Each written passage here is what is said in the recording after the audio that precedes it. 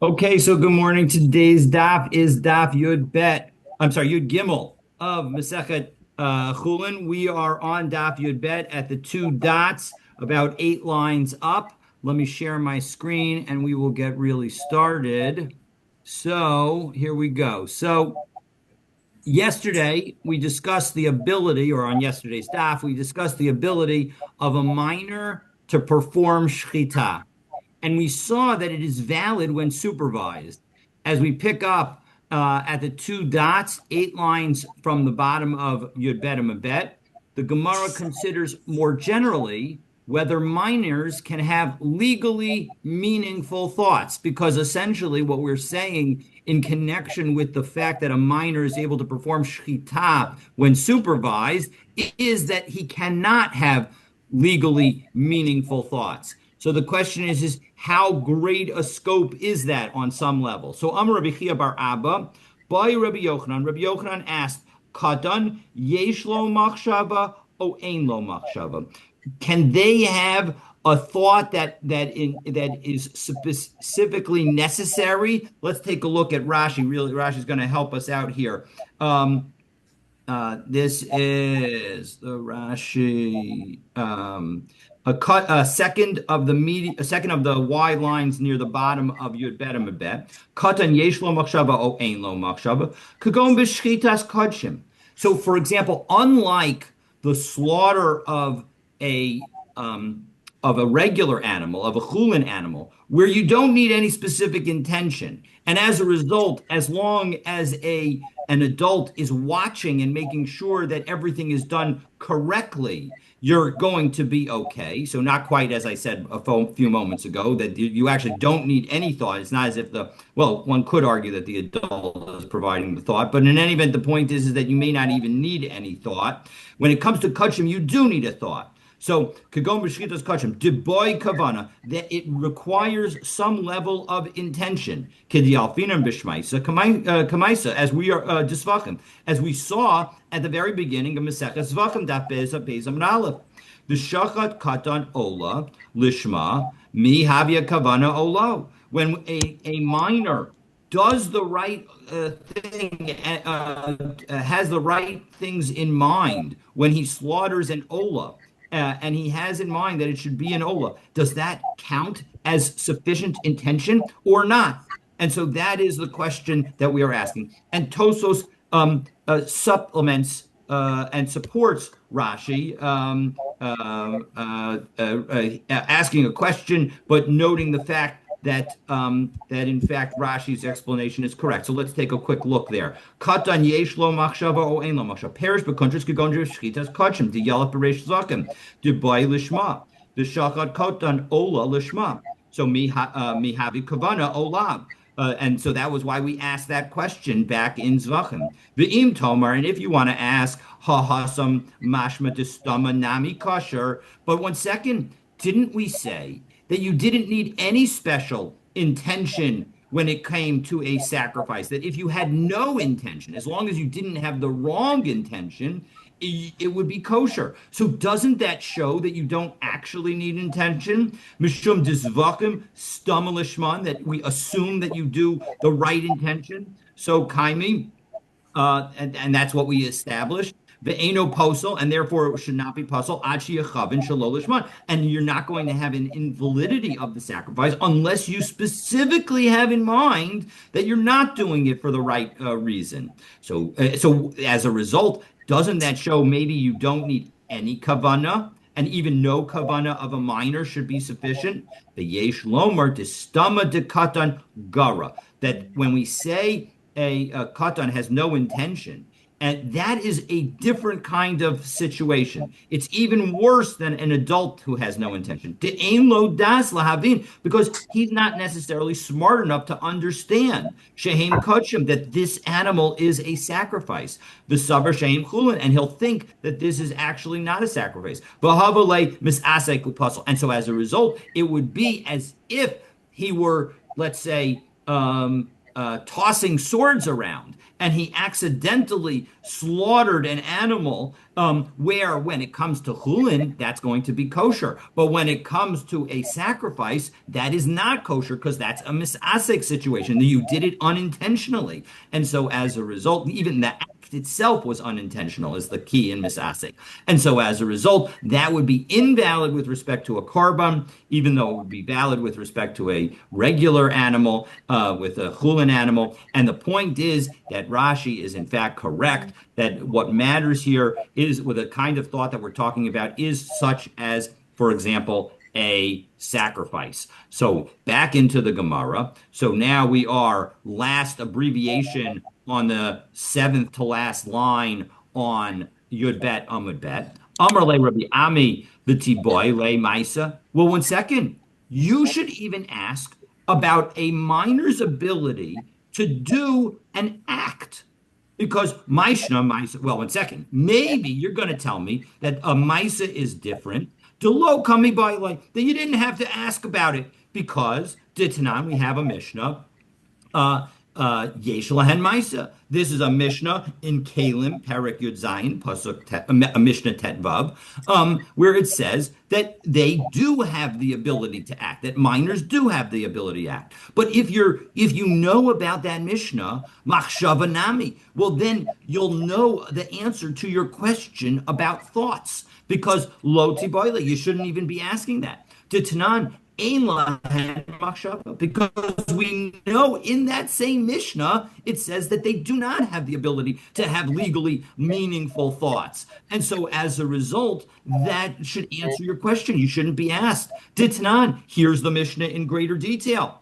I'm sorry, this Mishnah is, here's the Mishnah in more complete detail. Ditnan, ha'elon, an acorn, rimon, a pomegranate, egos, and a walnut. The egos is generally nuts, but here we want one that has a shell. So, shechakakum tinokot lamod bahen afar, that a child,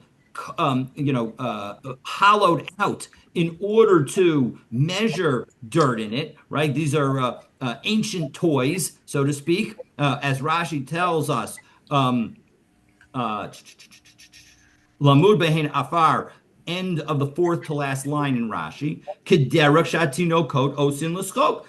Kids play, and so they, he cut out he's using the hollowed out acorn, pomegranate, or walnut as effectively a toy to play with sand. O shehitkinum l'chaf moznayim, or he cleared them out in order to use them as as levers on a scale, meaning a scale will have a weight, and you need something to hold things on either side of the balance. And so he uses these things to balance the scale in order to hold other things. So Tamein, that has turned these items from food refuse that is not capable of becoming tamei into a kli, a vessel that is capable of becoming tamei. Mipnei sheyesh lehen maisa. And the reason that it's capable of becoming tamei is because they have the ability to act.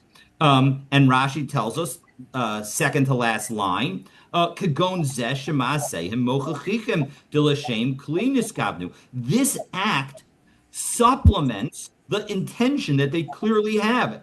The Gamhem Omrim came. And it's important, according to Rashi, that they actually say this explicitly. So they have said explicitly, I am hollowing out this acorn in order to use it to measure sand or the like. And therefore, v'yesh kan ma'aseh u'machshava hamoridim oso l'Torah's kli. And so as a result, you combine an act, namely the hollowing out, and a machshava, namely the thought, the explicit thought that they are turning it into a vessel, and as a result, it turns it into a vessel that is capable of becoming tamei. And now, as we turn to the top of Yud Gimel Amud Aleph, this Mishnah continues, Ve'ein lahem machshava, but they don't have a thought. a legally significant thought. And what kind of situation is that? Rashi helps us out. Kagon matzah leklipas egos. They found the shell of the nut, kamosha haya, in its current form. They didn't have to hollow it out. V'chashav aleha lamud. And he thought to himself and said out loud, I'm going to use this to measure sand. O afilu madadba, even if he actually measured with it. Ela shalo asa ba'maisa, but he didn't do any act to make it more effective. He didn't do an act on the kli itself, l'shem kli, in order to turn this into a vessel.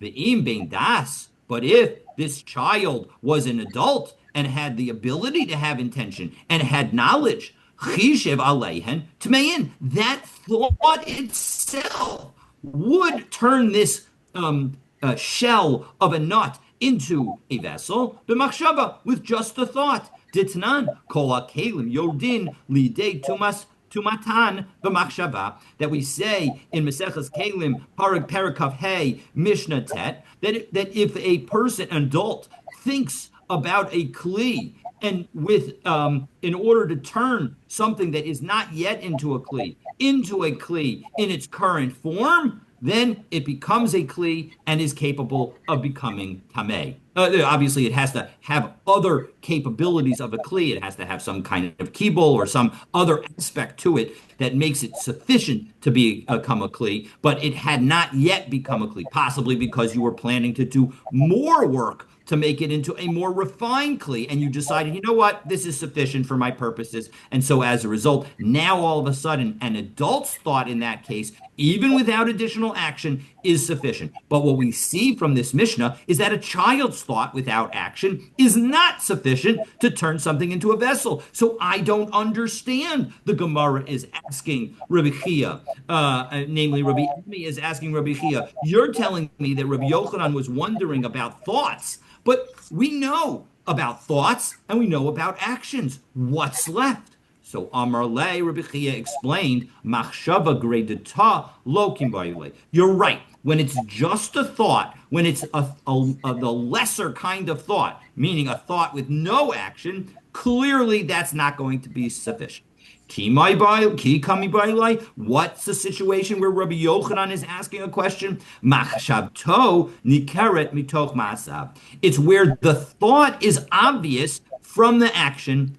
What's an example? Kagon dahava kaimel ola bedarum, where you have an ola sacrifice that's currently standing in the south, and we all know that a sacrifice that's an ola needs to be slaughtered in the north. But asuya b'tzfon ushchata, and now the miner takes it to the north and slaughters it. So what do we say in that case? Do we say that it's clear that he had the right intention, and so as a result, we're going to be fine? Mida asya b'tzafon, Gemara explains, Mida asya b'tzafon b'shachat, once he brought it to the north and slaughtered it, ikavinla, clearly he must have had the right intention for an ola. Odilma, makam hu deloas isramile, or maybe he just didn't have enough room in the south side, and he had no real intention. He was not smart enough to have the proper intention, and therefore it's not going to be a valid sacrifice.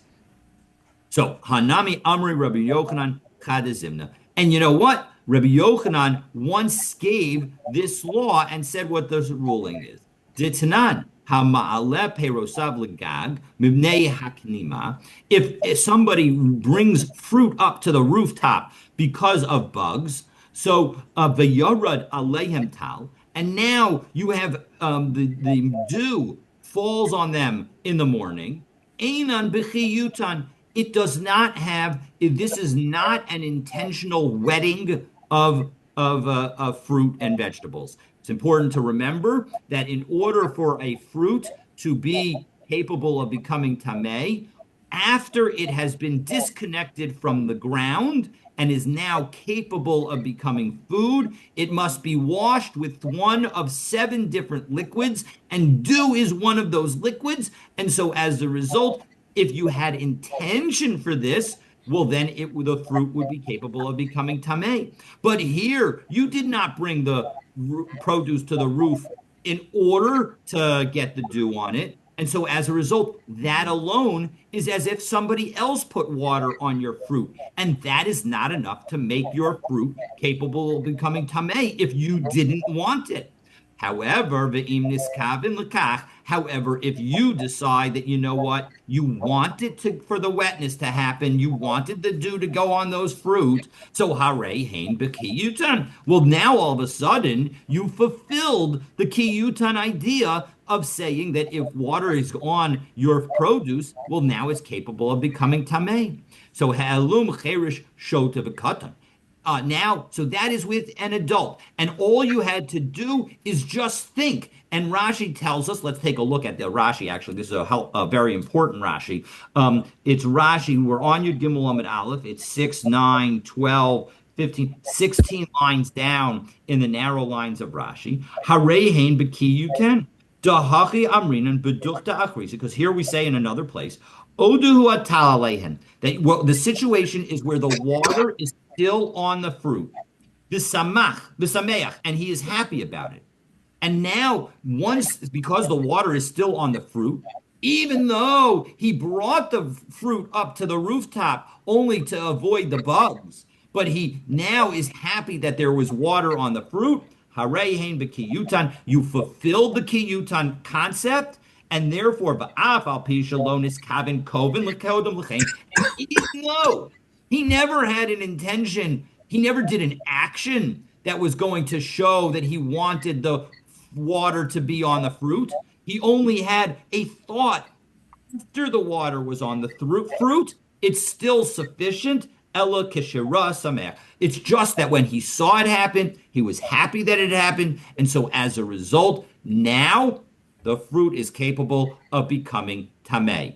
And so that is the situation for an adult. And we see in this example that an adult's thoughts matter. Now we're going to go to children. If you have one of these, a deaf mute, a person who's got mental issues and is unable to think, or a minor who brings produce up to the roof again in order to avoid the bugs,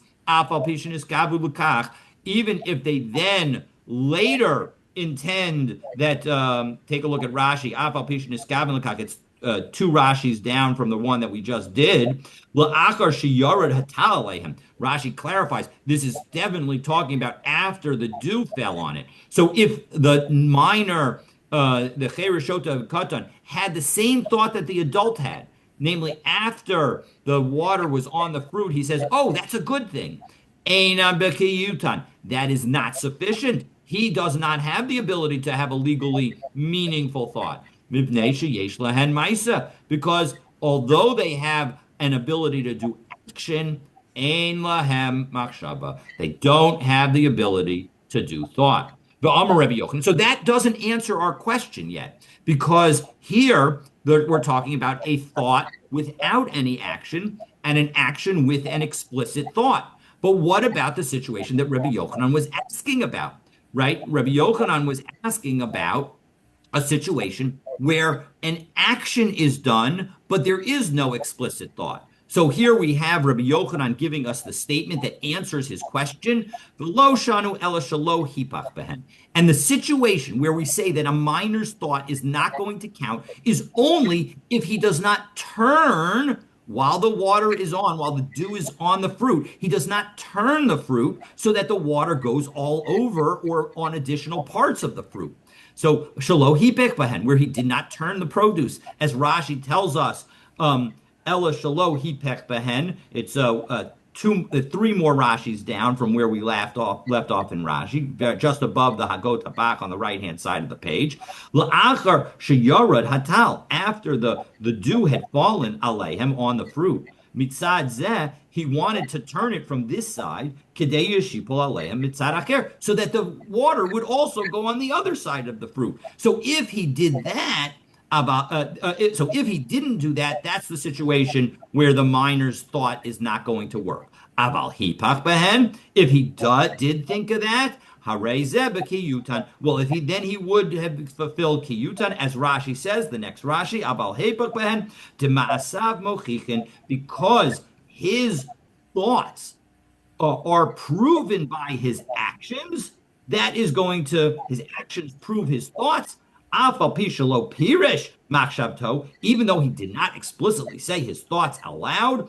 Since it's clear that that's his intention because he turned the fruit, hare hein bekiyutan, that shows that he has fulfilled the concept of kiyutan.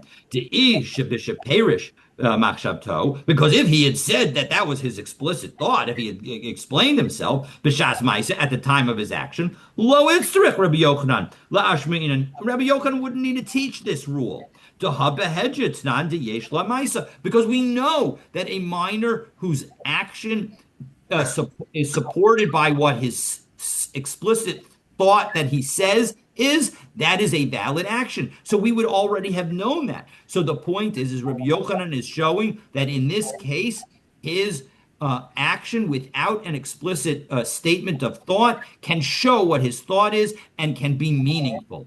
So 1 second. So now we don't need, why did Rabbi Yochanan ask the question? Now, technically, we could say, well, that was Rabbi Yochanan before, and this was Rabbi Yochanan after, but that's not what the Gemara wants to do. The Gemara wants to show that the question that he was asking remains a valid question. So, Hakad Kami Bailai, this is the question that he was asking. De'oraisa o derabanan? Is this concept where that when it came to the fruit, as he turned it over and made had the water touch all of the fruit, is that and now Rabbi Yochanan says that it is that fruit is capable of becoming tameh? Is that only a rabbinic situation? And so only in a situation where you're going to effectively be machmir on yourself in terms of the fruit capable of becoming tameh, that's the situation where it is? Or do we say, you know what, even deoraisa, even in the situation where the sacrifice was in the south and you bring the sacrifice to the north, and now the child brings the sacrifice to the north and slaughters it, we'll say even in that situation, his thought is going to be clarified by his action, and we will say that it is a valid sacrifice. And so we do not answer this question. So Rav Nachman Bar Yitzchak Masni Hachi. Now Rav Yaakov, we are going to answer this question, but before we do answer this question, sorry, let me scroll a little bit. Before we do answer this question, we are going to have an alternative version of the discussion that gets us to the same point. Rav Nachman Bar Yitzchak Masnei Haki. Rav Nachman Bar Yitzchak taught this whole Gemara in a slightly different way. Where Amar Rabbi Chia Bar Abba by Rabbi Yochanan. Rabbi Yochanan's question was, Katan yesh lo maisa o ein lo maisa? Does a katan have an action that can be significant or not? And Amarle Rabbi Ami, b'tibayle machshava. Why aren't you asking about a machshava? Ma'ishna machshava delo kami bayle. Maybe the reason that you're not asking about a machshava ditnan ein lehem machshava because the Mishnah says that they don't have a thought. But once you're telling me that you know about that Mishnah, ma'isa nami lo tiba, you shouldn't be asking about ma'isa either. Ditnan yesh lehen ma'isa because that same Mishnah says that they do have an ability to act. So we don't have the need for your question, Rabbi Yochanan. So what is your question really about? So this is what he's asking. Deoraisa o derabanan. Is it the deoraisa or a rabbinic? So now that we've noted two different ways of getting to the same basic point, where we're asking when it comes to a minor who's acting, but is not saying explicitly what his thought is, can we say that it's as if he acted and did his thought explicitly, even in biblical situations like a sacrifice? Or is it only in rabbinic situations in order to require things to be stricter? We push it and we resolve it. Yesh lahen maisa afilu midoraisa. When it comes to an action, and here we mean an action with an explicit thought, they definitely have the ability to act even biblically. So if that child had said, I am bringing this sacrifice to the north in order to fulfill it as an olah, it would be a valid sacrifice. And when it comes to thought alone is not going to be sufficient, even rabbinically. And so as a result, even in that fruit situation, when the dew fell on the fruit, and now the child thinks, oh, that's a fabulous thing that the dew fell on the fruit. And now, and based on that, if that an adult had that same thought, it would cause the fruit to be capable of becoming tamei. Even rabbinically, that fruit is not capable of becoming tamei when that thought is had by a minor. But machshav toni keres mitoch ma'asav, and when it comes to a thought that is clear from his actions, so for example, without saying anything, he turns the fruit.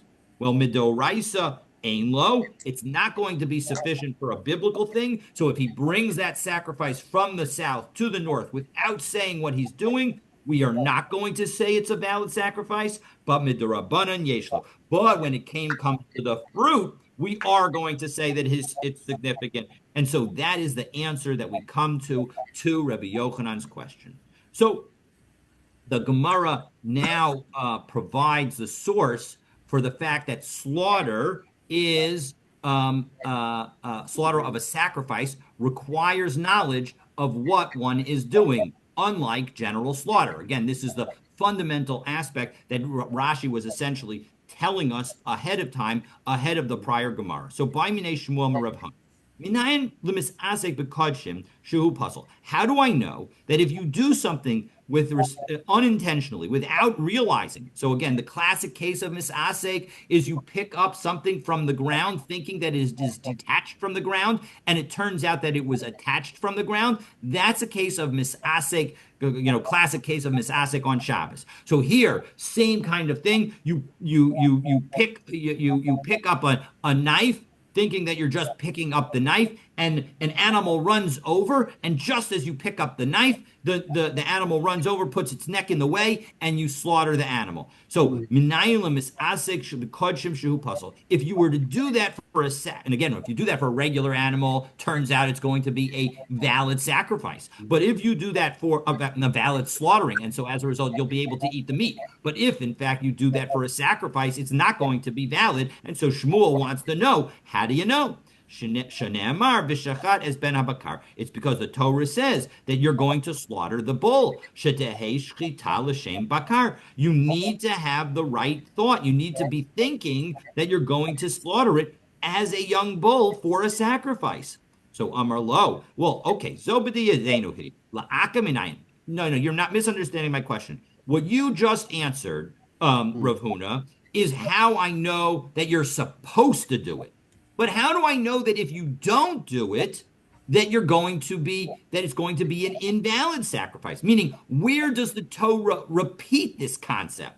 So the Gemara answers, "Lirtzonchem tizbachuhu." It is based on the pasuk that according to you're going to slaughter it according to your will. Lida'atchem zvochu. You have to sacrifice it with intention. Third of the wide lines at the bottom of Rashi on the Gimel and Aleph, Lirtzonchem tizbachuhu, Shana alav hakatuv la'akev. The Torah repeated the concept in order to tell us that this is in fact essential. Okay, so that brings us to the next Mishnah.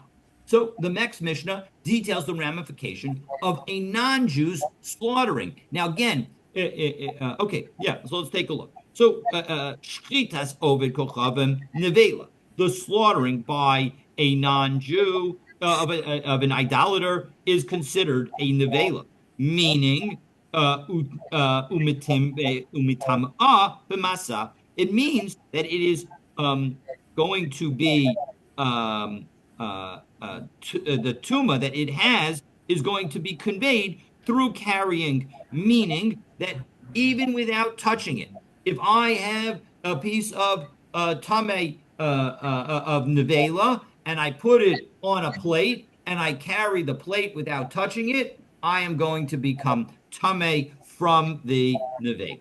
Okay, so but the key is that it's not going to have, if I have this same piece of tameh meat in the room with me, unlike a piece of a dead body, where a piece of a dead body could convey tuma to me by being in the same room. This is not going to convey tuma by being in the same room.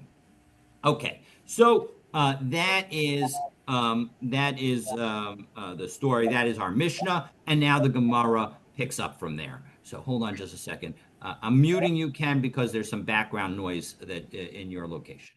So the Gemara suggests a ramification from our Mishnah. So nevela in the implication is that a nevela is going to be the way it's going to be tame. It's like a nevela. Iser hana lo, but you're not going to be prohibited to benefit from it, meaning that it's not considered like avodah zarah. And here we're dealing with somebody who is an idolater. So maybe you might have thought that, hey, where we have to be worried, like, for example, yayin nesach, where you're not allowed to benefit from it. Maybe we should worry that when we know that somebody who's not Jewish slaughtered a piece of meat, that we have to worry about essentially some kind of basar nechsech, that the meat was slaughtered in order to honor an idol. So man tana. So who must be the tana of our Mishnah? Amar Rabbi Chia Barebi Abba Amar Rabbi Yochanan to lo Rabbi Eliezer. It must not be like Rabbi Eliezer. To eat Rabbi Eliezer, because if it was Rabbi Eliezer, ha'amar stam machshava avot ovid kochavim la'avodas kochavim, because Rabbi Eliezer is the one who says that if in fact it is an idolater does something, we assume, even without it being explicit, that an idolater will do it for idolatry. And so as a result, it must not be Rabbi Eliezer. Rabbi Ami Amar Hachi Rabbi Ami says, you know what? This is how our Mishnah should read. Shchitas Oved Kochavim Nevela. So that are the slaughter of Oved Kochavim, of an idolater, is Nevela. Ha Demin Lavodas Kochavim. And what's the implication? The implication is that a Jewish apostate who slaughters the meat, that is going to be assumed to be done for an idol. As Rashi tells us, Rabbi Ami Masni Hachi, Shchitas Oved Kochavim Nevela Ha Demin Lavodas Kochavim, B'min Yisrael Kamairi. We're talking about a Jewish apostate, a Jewish person who's gone and is now worshiping idols. So, and back into the Gemara. So, Tadnina Laha de Tana Rabbanan, and we have learned, the same concept is reflected by the rabbis in the following brisa. Let's say 1 second. Hold on just a second. Okay. Shchitas min, because what does the brisa say? Shchitas min.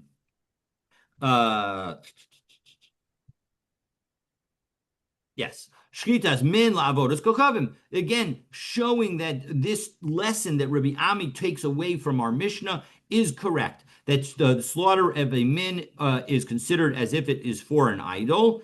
Pito paskusi. His bread is considered like the bread of a kuti and is, again, not Jewish and therefore cannot be eaten. Indeed, it's worse than a bread of a non-Jew, because bread of a professional non-Jew is allowed to be eaten. It's just not pas Yisrael. Yeno yain nesek. His wine is considered yain nesek that you can't benefit from. Sfarav sifrei kosman. His books, even if he, Rashi tells us that even if he writes, for example, Sfarav, second to last line on Rashi, Torah Nevi'im Uksuvim Shekasav Min, if an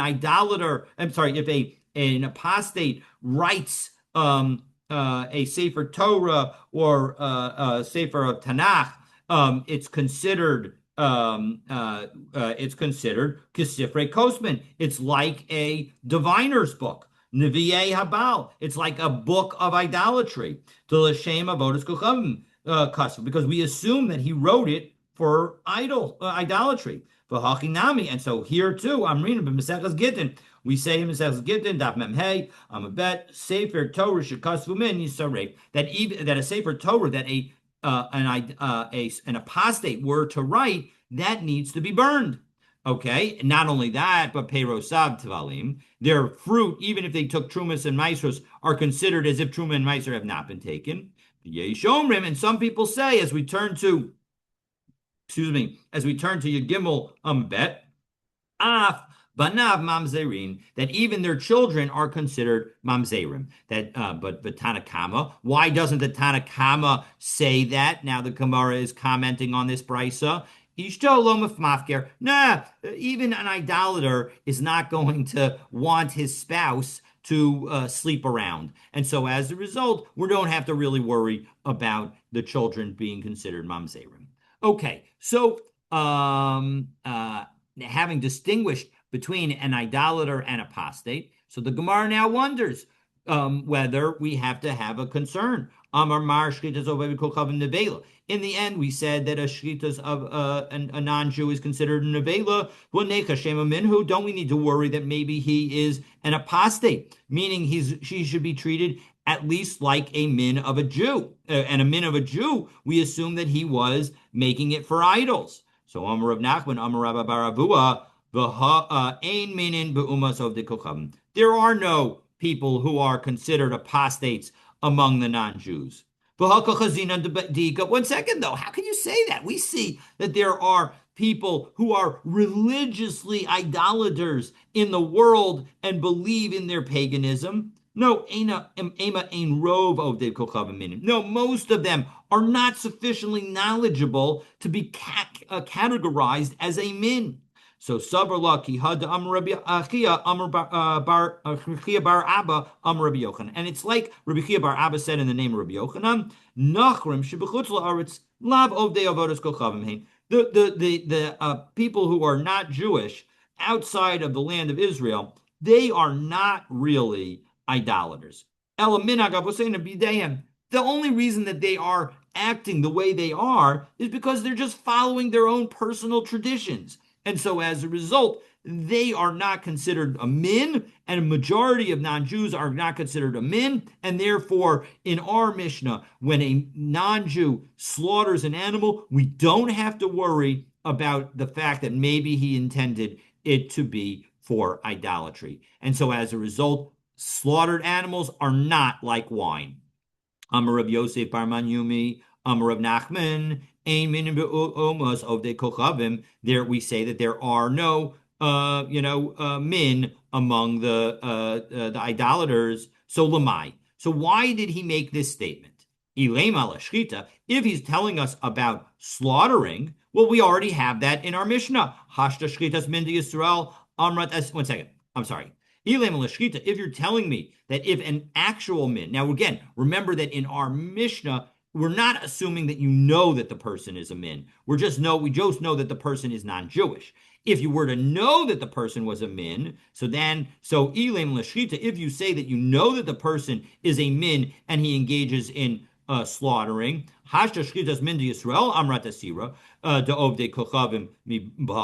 so once we told you that when it came to the slaughtering of a min who's Jewish, that we treat it as if it was for an idol, certainly we would do the same thing for an idolater. So Moridin. So you want to now tell me it's for Moridin, it's for pushing him into a pit. There is a concept that when it comes to the people who are most evil in the world, that we actually do have the concept of, you know what? You do have the right to push them into a pit and cause their death indirectly. And so, when it comes to a Jewish min, we can push him into a pit and cause his death. Certainly, we should be able to do that for a non-Jewish min as well. So that doesn't make sense either. So you've given me two possibilities, but they both don't work.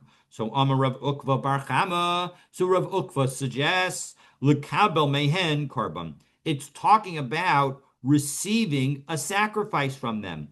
That when we say that there are no min among non-Jews, it means that we will receive a sacrifice from any non-Jew. Titanya mikem, because the Torah says when it comes to offering sacrifices, it says in Vayikra Perek Aleph Pasuk Bet that, ki yakriv mikem korban, when you bring from you a sacrifice, v'lo kulchem. The implication of that pasuk is that from you means not all Jews are able to offer a sacrifice. Lahotzi es hamumar. This comes to exclude somebody who's given up on their Judaism. Mikem, but not only that, but it's from you that this is about. Bachem chilakti. Within you, God is saying, I've distinguished. But I have not distinguished among non-Jews, and therefore, any non-Jew who offers a sacrifice, we are supposed to accept their sacrifice. So, Mimai, 1 second, how do I know that this brisa should be interpreted the way you just interpreted it? Dilma hachikamar. Maybe what the brisa is saying the following: Me Yisrael mitzadiki kabel, that when it comes to Jews, you accept from the righteous. Marshilo to kabel, and you don't accept from the wicked Jews. Aval ba'ovdei kochavim klal lo. But from non-Jews, mikem means that I'm not going to accept from you, from anyone other than you. Meaning, maybe the mikem means only you, but not all of you.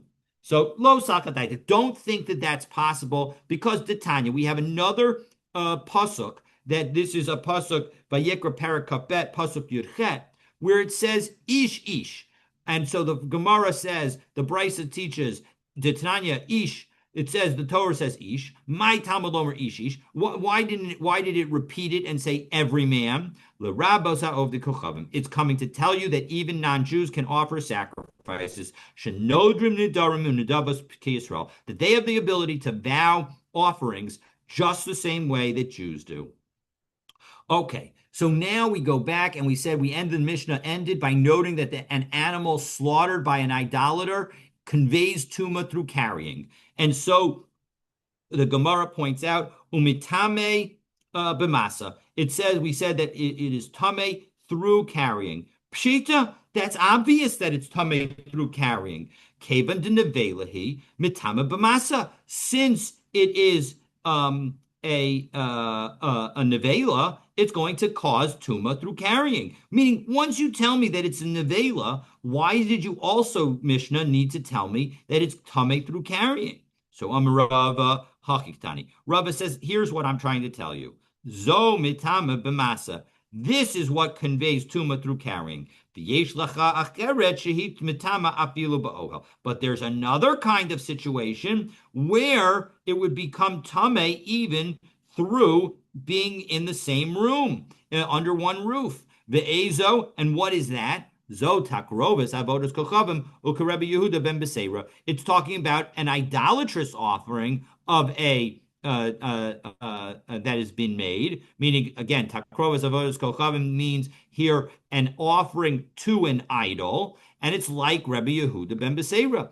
And Ika de Amri, there are those who say that it's not that like that. Amarava Hakikatani Zomatama B'masa V'yesh Lachar Shehi Kazo. And when it says that this is causes tumor through it means that there's another category that is also like that. And what is that? That it also only is tame through carrying and not through being in the same room. And what is that? It's the offering to an idol that is not like Rabbi Yehuda ben Beseira. Well, what statement of Rabbi Yehuda ben Beseira are we talking about? Well, the Brisa tells us. Tanya, Rabbi Yehuda ben Beseira Omer, we have a Brisa that says that Rabbi Yehuda ben Beseira says, how do I know that if you offer something for an idol, it's going to convey tuma by being in the same room? Shneamar, samdu leval poor, mesim. This is a pasuk in Tehillim, Perek Kuf Vav 106, pasuk Kavchet.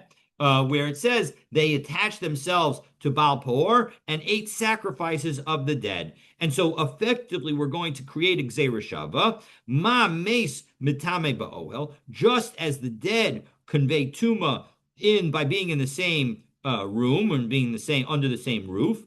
Af takroves avodas kochavim mitame ba'oel. So too, the offering of avodas kochavim is also going to convey tuma when you're under the same roof.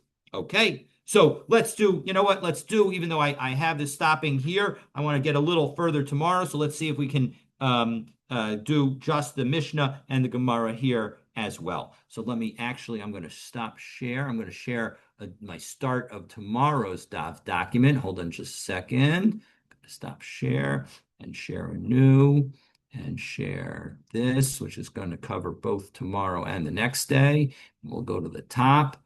And so the Mishnah is going to address the situations where one cannot see the slaughter being performed. Hashokri balayla, if you slaughter at night, and similarly a blind person who slaughters, shchita sok shera, their slaughtering remarkably is kosher. So hashokri, but listen to what the language. You have to focus on the language carefully. So the Gemara says, "Hashochet." What is the implication? Diavad in lichatchila lo. The implication is only if they already slaughtered. It's not that you can do it lichatchila, but only if they already slaughtered. Then it's going to be kosher. Or minu. But 1 second, laolam shochetin. We have a brisa that says that you can always shecht. Bain bayom uvein balayla, whether during the day or at night. Bain barosh hagag, bain barosh hasmin. It doesn't make a difference whether you're on top of a roof or on top of a boat.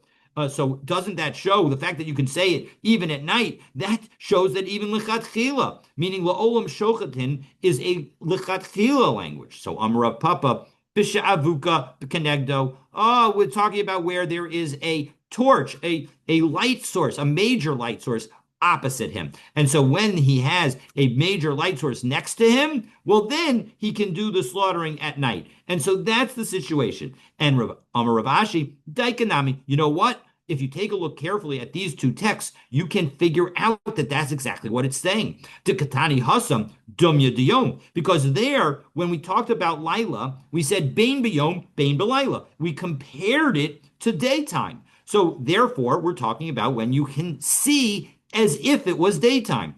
V'hacha dumya desuma. But here in our Mishnah, we compared it, Bain Belayla, that our Mishnah was about Hashochet Belayla and Suma Shishachat. And so too, so therefore, we compared it to a blind person. So that's where you don't have a light next to you. Shma mina, yeah, you know what? That is a good lesson, and therefore we see that in fact it is only b'diavad, and that is where you do not have lights. But if you do have lights that allow you to see, well, then even shechting at night is going to be kosher. Okay, and so that brings us to the Mishnah at the very top of Yudalid Amud Aleph, and we will, God willing, pick up from there tomorrow morning. Same time again tomorrow morning and Friday morning. My apologies for being a little late on that, but I am out of town.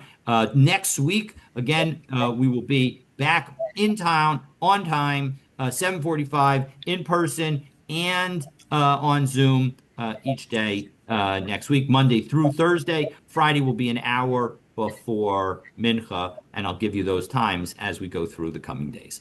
Have a wonderful day. How do they pick it up? Sorry? We said that the if there's a nevela and the animal is shechted by a non-Jew, it's considered a nevela, right? Correct. And so let's say, so for example, right? So here I have this piece of nevela. So if I, for example, use use this cup and this pen to move the piece of nevela without ever touching it onto the cup, I will now become tameh because I am lifting it even though I never touched it. So the question I have is, how do we come to the point of carrying, causing the tuma? First, before even one carries it, he has to somehow pick up that item and move it into another cup. If it's lying on the ground, he has to. So once he uses any utensil to move it onto a plate, let's say, he's already tameh before he carries it. So it's no, that's not true. Because if the utensils are not metal, so again, here my pen, it looks like metal, so I'll pretend it's not. I'll use something different. But if I take this pottery cup and this pottery saucer and I use them together to scoop up the plate, to scoop up the nevela, even when as long as I haven't lifted it yet, even when I'm touching it indirectly, I am not tameh. because these kalim, even though these kalim can potentially become tameh from the nevela, they would become a rishon, and a person can't be a sheni. And so as a result, I don't become tameh. But as soon as I now lift it, now the tuma, it's as if I'm touching it, and therefore I become a rishon l'tuma. But he has to, if he's lifting it, isn't that a form of carrying? Yes, yes, yes. The lifting is the carrying. So If how your does he point get is it that off the before ground? How does he he get it doesn't, off the ground? I don't believe he needs to, he doesn't need to actually, it's not like carrying on Shabbos where I think he has to carry it arba amos. As soon as he's lifted No, it I off don't know. as soon as he's lifted it off the ground, he becomes tameh. But the point is Right. that if he uses a big pair of tongs that are not made out of metal to lift it, that's going to cause him to become tameh. But if he just touches it while it's on the ground and never lifts it, then even though he's using a pair of tongs to touch it, again, as long as they're not metal, so then he's not going to be tameh. He will not be tameh because he hasn't lifted it and he isn't touching it. He isn't touching it directly. He is touching it indirectly, but the indirect touching causes the conveyance to go down a level. And so because the conveyance goes down a level, when it gets to him, it's at a level that doesn't affect a human. Right. But even in that small movement to get it onto the tray or so forth, if he touches it, he's already become tame. As soon as he's lifting it, meaning I agree with you that as soon as he lifts it even a little bit, right? Meaning even getting it onto the tray is on some level lifting it. So if that's your point, I'm not going to disagree with you. The point is that the Gemara uses the language of lift because, for example, let's say I do this, I scoop it up, and you're absolutely right. As soon as I begin the scooping process, I've lifted it, but now I hand it to you, right? You didn't do any of the lifting process. But as soon as you take this, you now become tameh because you are carrying it. So it is possible to have carrying without lifting. So that's the situation. That's why the Gemara uses the language of carrying. But you're absolutely right that essentially, as soon as it's lifted, it's going to be conveyed to. All right. So therefore, according to this, if I understand, if person A uses a I don't know, some item to lift it, let's say, and he Uh-huh. gives it to person B, and Yep. person B holds it and does Yep. not move. Does person B become Talmay? He doesn't carry it. He just stands there. Absolutely. He's carrying it above the ground. He's carrying it in the air. He's, Yes. So absolutely, he's he not becomes moving. tamei. He does. He hasn't It's not carried. He about. hasn't. This is not a movement. This is about the fact that he's holding something that is above the ground that is conveying the piece of nevela meat. And so absolutely, he But becomes he's not. tamei. That's my But he's understanding. We not. haven't gone through those details, the halachas and details, but that's my But he's not understanding. holding it. He's not holding it. He's holding the plate. He's not Correct, but holding the item. no, but that is considered the holding that we were talking about to convey tuma. You're absolutely that's a great example, and that's exactly right. He would become tameh without even moving. Doesn't make a difference. He is holding it, and he never lifted it. He didn't move with it. He just held it, and he held it. Again, we're going to use this mask as the But I nevela. usually, when we talk about carrying, it involves movement. That on Shabbos, you're absolutely right. And that is one of another classic example of where the Gemara can use the same word in multiple locations and mean different things. Very, very important point. So you should call for noting But that. but here, but this is then he's touching it. Well, he's not touching. He's holding it in He's a not vessel. touching it. Exactly. And even so, it's considered as if he's carrying.